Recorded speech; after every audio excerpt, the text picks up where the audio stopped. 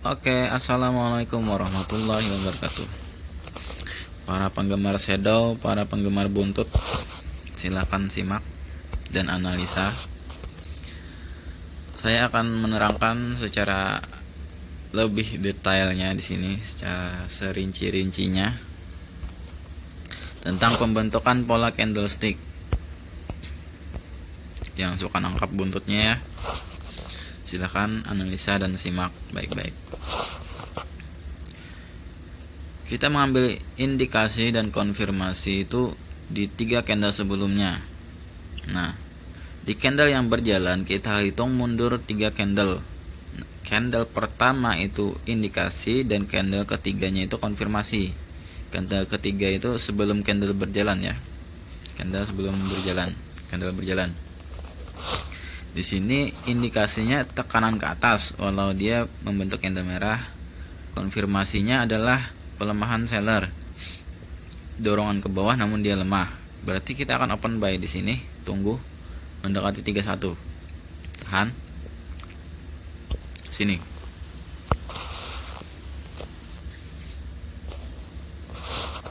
Dia di sini akan naik.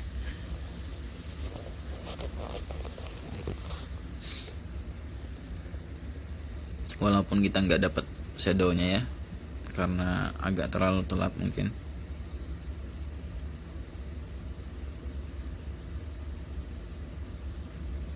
Jadi di sini akan naik dan itu profit. Kenapa? Karena candle pertamanya membentuk dorongan ke atas. Candle pertama membentuk dorongan ke atas dan candle kedua membentuk pelemahan seller.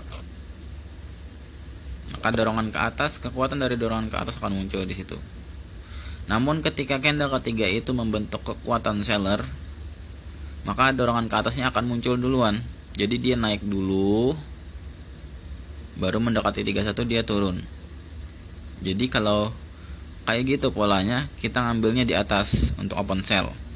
Tapi kalau kayak gini tadi polanya, kita ngambilnya di bawah untuk open buy. Kenapa? Karena candle pertama ini mengindikasikan tekanan ke atas, bukan dorongannya, tekanan ke atas. Ini mengindikasikan tekanan ke atas, dan yang ini mengindikasikan pelemahan seller. Kenapa saya open buy?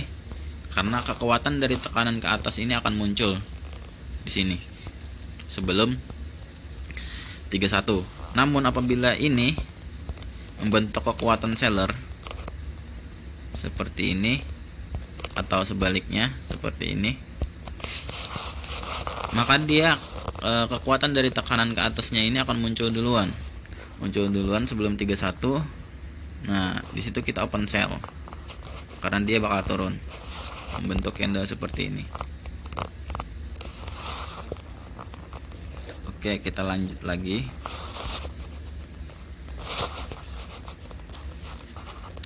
Kita ambil indikasi tekanan ke atas kembali ya. Tunggu konfirmasinya ini membentuk pelemahan atau kekuatan.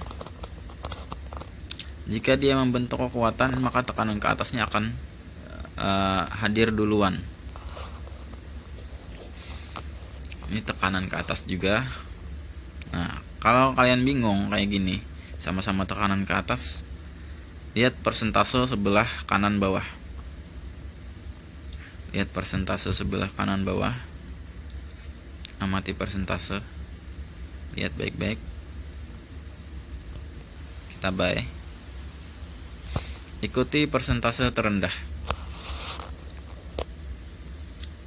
Ketika dia mengindikasikan akan berwarna akan membentuk candle hijau, itu kan tekanan ke atas, berarti dia bakal membentuk candle hijau nih. Kita ikutin persentase terendah. Namun apabila di sini tadi konfirmasinya bukan tekanan ke atas, malahan dorongan ke bawah, atau mungkin bodinya itu lebih besar seperti ini. Kalau bodinya lebih besar seperti ini, membentuk kekuatan dia ya, bukan membalikan. Kalau ini hampir sama body dengan sumbu, maka itu indikasi, bukan pembalikan, namun mengindikasikan pembalikan. Pembalikannya muncul di sini. Oke, kita lanjut lagi.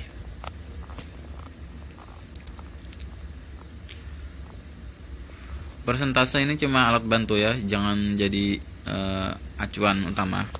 Acuan utama tetap pada pembentukan pola candlesticknya di candle pertama dan ketiga sebelum candle berjalan gitu.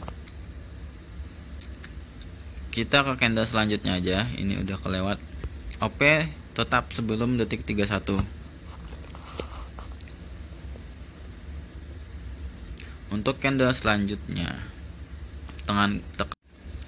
Oke, kita sambung lagi ya. Tadi terputus, memorinya penuh, kebanyakan video. Kita sambung lagi tadi. Nah, yang tadi kita jelaskan itu tekanan ke atas dan pelemahan buyer. Kita ulas kembali. Itu tekanan ke atas, ini pelemahan buyer. Maka di sini akan muncul penurunan dengan tekanan ke atas. Penurunannya dapat dari mana? Dari ini, pelemahan buyer. Maka akan muncul candle penurunan. Tekanan ke atasnya didapat dari mana? Dari ini. Dan dari ini juga. Ini masih membentuk candle buyer, maka masih akan ada kekuatan dari buyer. Dan ini mendukung untuk kekuatan dari buyer tadi. Namun di sini mengindikasikan pelemahan buyer. Berarti dia akan membentuk penurunan selanjutnya ya. Akan ada kekuatan penurunan selanjutnya dan dilawan oleh tekanan ke atas dari ini dan candle buyer ini. Nah, di sini tadi sepertinya saya nggak ngelihat juga tadi, memorinya penuh, saya hapus dulu. Di sini tadi dia itu muncul, perlawanan dari seller itu muncul duluan, turun ke bawah mendekati 31, baru perlawanan tekanan ke atasnya ini muncul ke atas gitu. Untuk ini mengikuti konfirmasi ya, mengikuti konfirmasi. Misalkan konfirmasi pelemahan buyer, maka akan muncul pelemahan kembali atau mungkin penurunan ya. Kalau dia muncul pelemahan kembali, dia akan muncul lebih lemah daripada ini.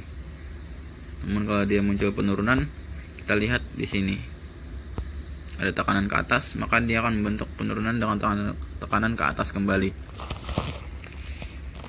dan didukung oleh ini candle buyer.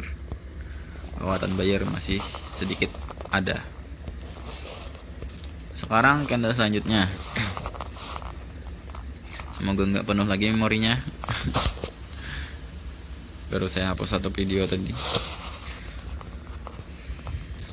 Oke, kita baca, ini udah kelewat ya. Candle selanjutnya aja.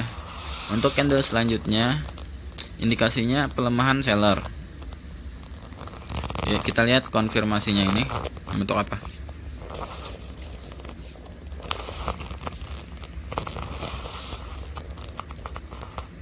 Indikasi pelemahan seller.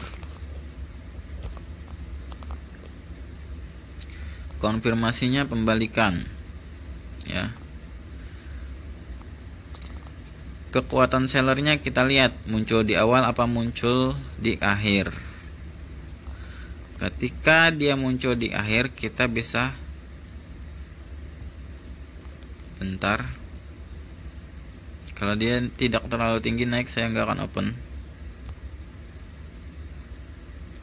Tidak terlalu tinggi naik ya, dan agak berbahaya. Sebenarnya kita bisa open buy tadi pas dia agak turun, kita lewatin aja.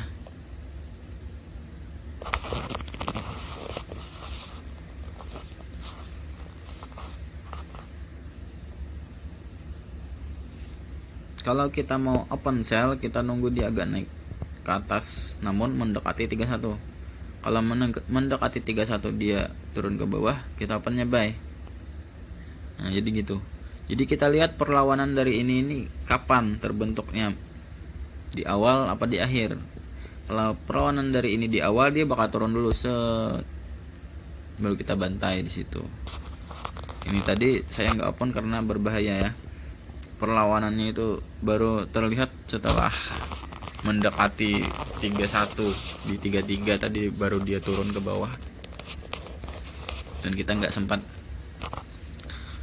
Oke, sekarang ini indikasinya kekuatan seller. Saya akan wah, udah lewat. Kita lewatin aja ke candle selanjutnya aja. Saya jelaskan di sini. Indikasinya adalah kekuatan seller, dan ini adalah pelemahan, bahkan mendekati pembalikan ya. Maka kekuatan seller akan muncul di sini. Ketika kekuatan dari ini masih muncul di awal, dia naik dulu mendekati 31, itulah area kita yang bagus untuk open posisi. Kita baca lagi di sini, tekanan ke atas dan dorongan ke bawah. Konfirmasinya dorongan ke bawah. Namun indikasinya tekanan ke atas. Bentar, tahan dulu. Oke. Kelewat satu ya. Ini sebenarnya agak rawan karena dia candle setelah resisten. Nah, biasanya saya nggak open di candle setelah resisten. Kenapa? Karena kekuatan resisten akan berpengaruh. Kekuatan resisten akan berpengaruh. Kekuatan penurunan akan berpengaruh untuk melawan dari konfirmasi. Makanya di sini sangat rawan. Oke, dapat. Nah, ini tadi kelewat ya. Yang satu ini kelewat tadi. Kita jelaskan yang tadi dulu. Kita ulas tuntas. Kenapa saya open buy di sini saat dia turun ke bawah tadi? Menunggu dia habis turun baru saya open buy tadi ya. Kenapa? Karena di sini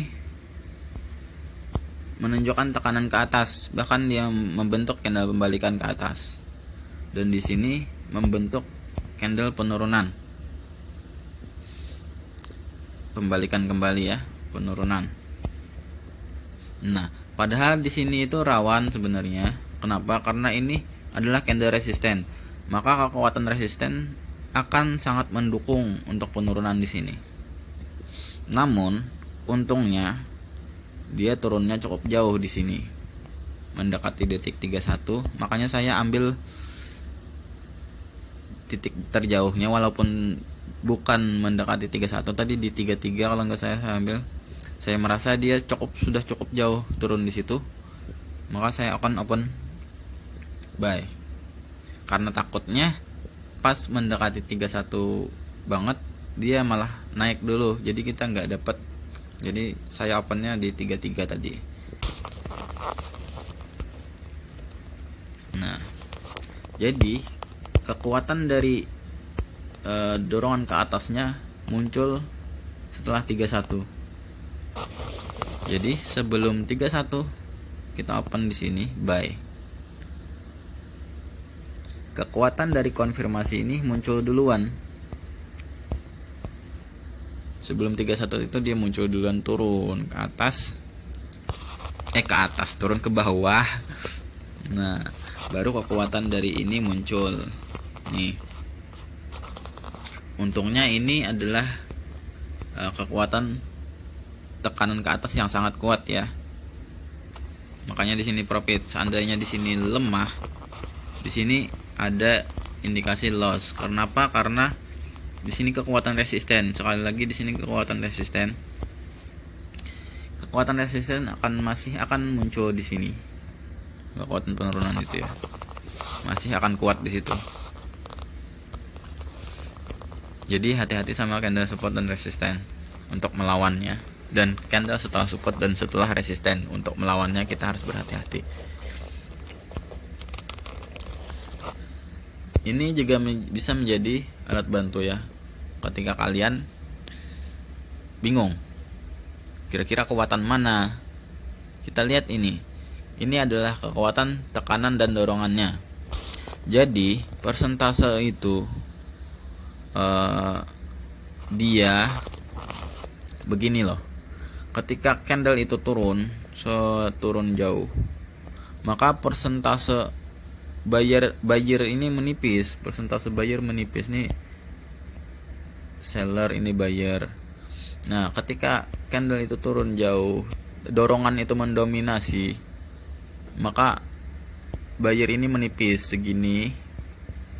Nah, namun di mendekati wilayah pembentukan harga, di wilayah pembentukan harga itu dia bakal menstabilkan kembali, walaupun tidak sempurna stabil 50-50%, tapi dia mencoba ya, sekali lagi mencoba menstabilkan persentase itu hingga stabil.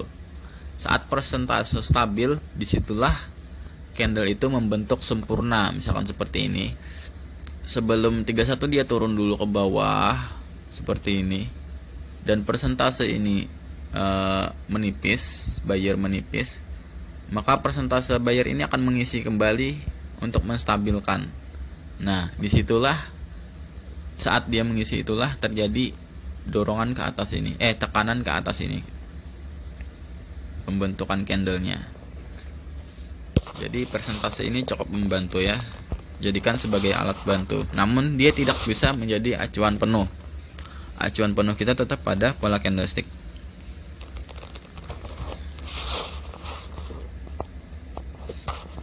Itu untuk candle hijau sangat berlaku ya, persentase ini untuk candle hijau sangat berlaku. Namun untuk candle merah kita harus lebih berhati-hati. Kenapa? Karena saya sudah mencoba berkali-kali dengan memperhatikan persentase itu.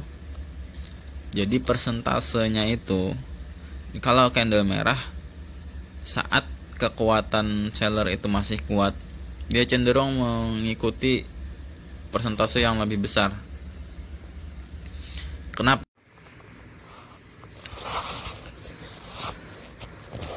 Oke, kita sambung lagi ya video malam tadi. Malam tadi videonya terputus lagi, nggak tahu kenapa.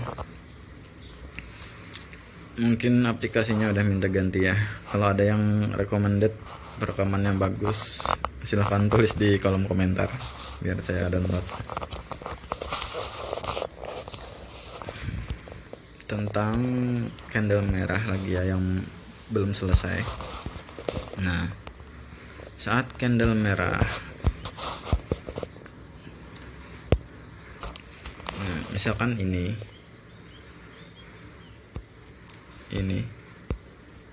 indikasi, ini konfirmasi, kita mau OP di sini.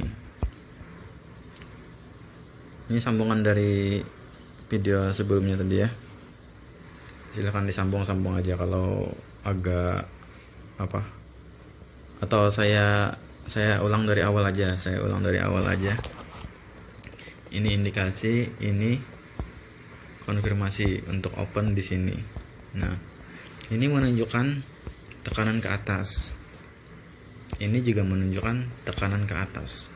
Namun, kenapa tekanan ke atas tidak terlalu kuat di sini? Karena ini adalah candle resisten, dan kekuatan resisten masih akan ada di candle ini, masih akan muncul di candle ini. Makanya dia kekuatan dari ini, tekanan ke atas ini cuma muncul sedikit di sini. Nah, kenapa kita sering loss saat melawan candle kekuatan seperti ini? Karena kekuatan ini akan lemah jika melawan kekuatan dari resisten ataupun support ya. Dia bisa menjadi acuan kapan terjadi support dan resisten. Pola candle ini bisa menjadi acuan kapan akan terjadi support dan resisten. Namun dia tidak bisa melawan support dan resisten itu jika sudah terbentuk.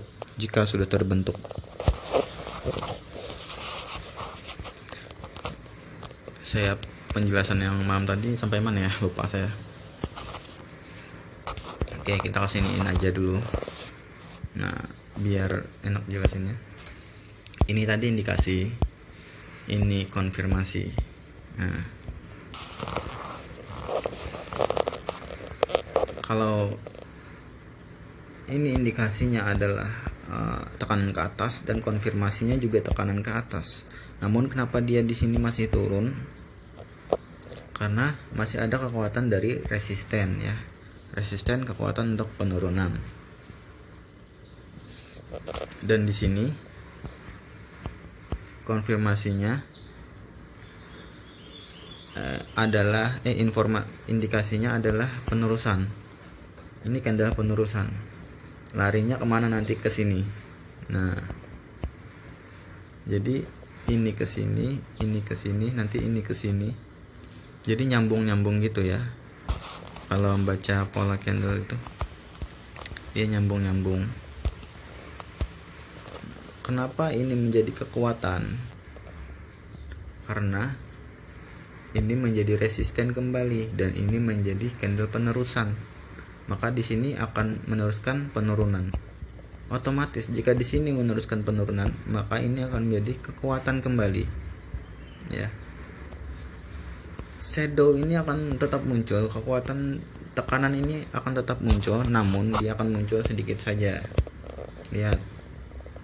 Sumbunya bawah masih ada muncul, namun sedikit. Kenapa? Karena kekuatan resisten itu cenderung sangat kuat. Kekuatan penurunan setelah candle resisten itu cenderung masih akan muncul ya. Walaupun kekuatan tekanannya tetap muncul, namun dia tidak akan terlalu panjang. Jadi biasanya di candle ini berjalan ini kekuatan tekanan dan dorongan yang dihasilkan oleh yang diinformasikan oleh persentase itu dia kayak gini. Nah, kayak gini.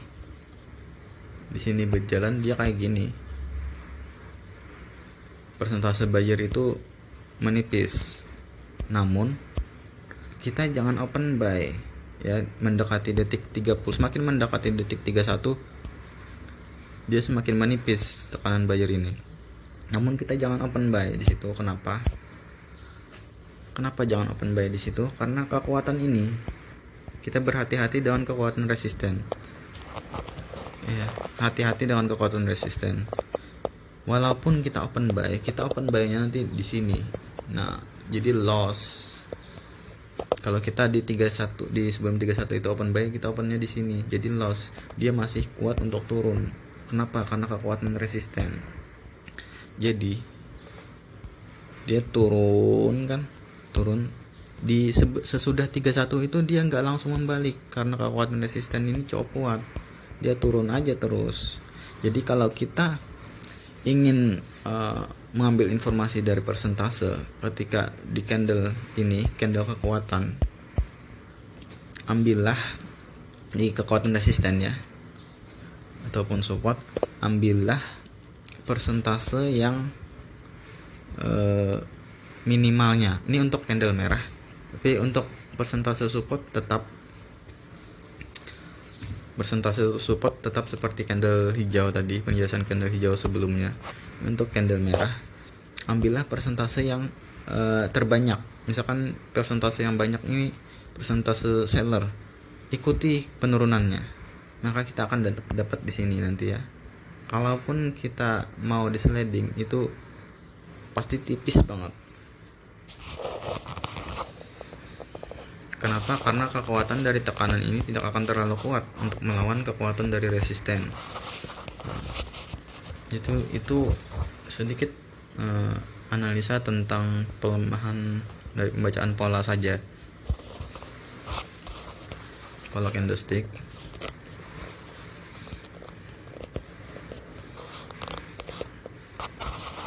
Apa cukup ya? Nanti kelamaan malah error lagi aplikasinya. Jadi ini indikasinya tekanan ke atas. Ini konfirmasinya juga tekanan ke atas. Namun kenapa di sini masih turun? Karena ini adalah kekuatan resisten. Seandainya ini bukan resisten, kekuatan resisten, kemungkinan malahan dia menjadi candle hijau seperti ini ya. Candle hijau seperti ini. Jika ini bukan kekuatan resisten. atau candle merah yang lebih tipis daripada itu, seperti ini.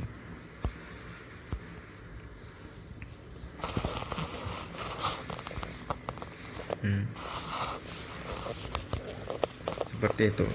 Kalau dia bukan kekuatan resisten, namun ketika dia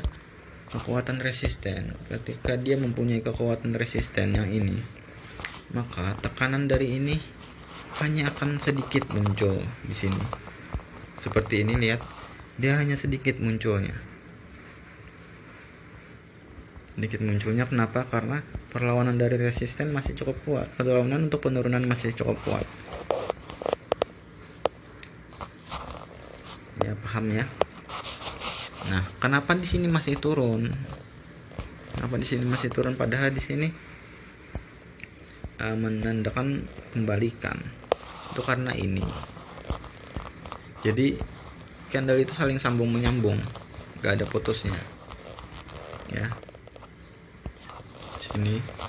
Nah, dia saling sambung menyambung tanpa putus. Jadi kayak grafik itu sudah sambung aja, nggak ada putusnya.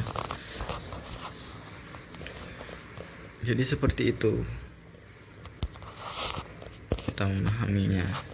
Ini menjadi candle penerusan. Maka di sini akan meneruskan penurunan. Seperti itu polanya. Ini menunjukkan tekanan ke atas.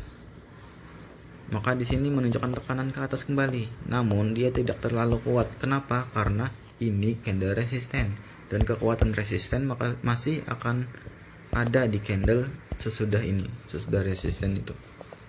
Makanya ketika kita mau open buy melawan candle sesudah resisten ini, kita harus lebih hati-hati ya. Kita harus lebih hati-hati dengan menganalisa ini. Kita harus lebih hati-hati.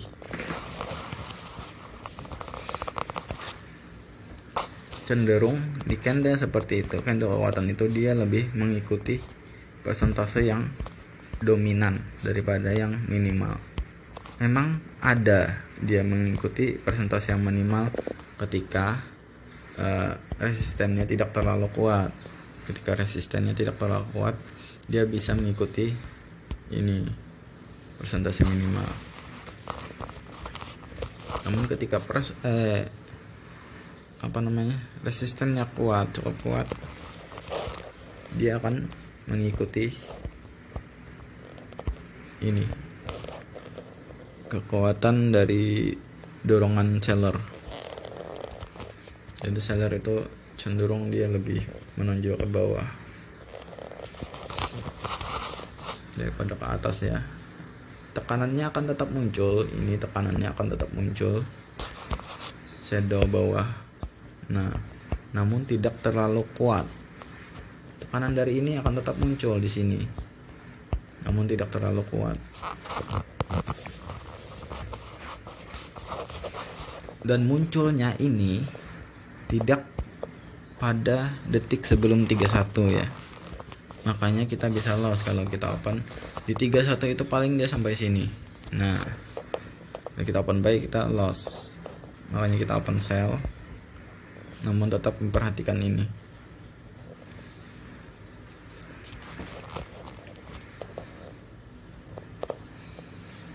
Oke, kiranya sudah aja. Saya kenapa kembali membongkar ini ya, membongkar strategi ini, karena ada yang copy paste tanpa menambahkan bumbu sedikit pun, sama persis. Jadi saya agak sedikit kecewa ya. Seandainya dia memberikan sedikit bumbu, misalkan ayam kecap manis dikasih cabe jadi ayam kecap pedas, saya lebih menghargai itu. Bahkan saya acungin jempol karena dia bisa mengembangkan kan. Tapi kalau copy paste, saya agak sedikit kecewa sih ya, kalau copy paste sama gitu, nggak ada perbedaan sedikit pun. Kasihlah sedikit analisa, kasih sedikit perbedaan supaya ada yang membedakan di antara kita, itu maksud saya. Lebih kreatif sedikit dalam berkarya supaya ada perbedaannya saja. Kalian silakan yang nggak tahu siapa itu, silakan mengacu ke sini, silakan. Tapi ketika kalian membuat konten yang sama persis dengan ini, itu sama saja menjatuhkan saya, maksudnya gitu loh. Sama persis, jangan sama persis, saran saya ya, jangan sama persis, kasih sedikit bumbu. Kalau misalkan ingin sama persis, kalian harus menghargai yang membuat analisa ini. Kalian harus menghargai ilmunya. Seperti saya, bukan apa-apa ya, saya tidak sepenuhnya mendapatkan pelajaran dari candlestick ini dari DTS. Namun saya tetap mencantumkan nama DTS di setiap video saya. Kenapa? Karena saya menghargai ilmu. Saya menghargai ilmu. Dari mana sumber ilmu itu saya hargai. Sekiranya bisa dipahami, mohon maaf apabila ada kata-kata yang salah. Assalamualaikum warahmatullahi wabarakatuh. Semoga bermanfaat.